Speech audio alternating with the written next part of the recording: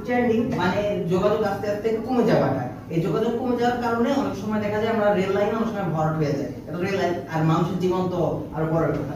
এবং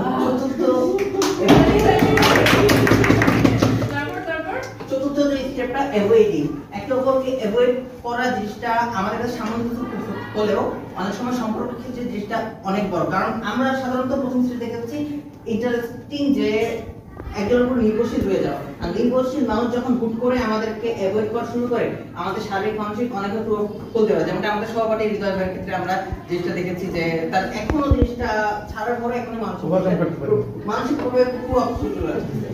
আর অ্যাভয়েডিং তখনই করে অনেক সময় বেশি গভীর সম্পর্ক হলে আমরা একে অপরের প্রতি বেশি ইন্টারফেয়ার করি, তুমি খেয়েছো কখন, তুমি ঘুমাইছো কখন, বা আমার পারমিট আসছে আমার সাথে কথা বলবো না, তখন আস্তে আস্তে বিরক্ত লাগে যে যা ওর সাথে কথাই বললাম না।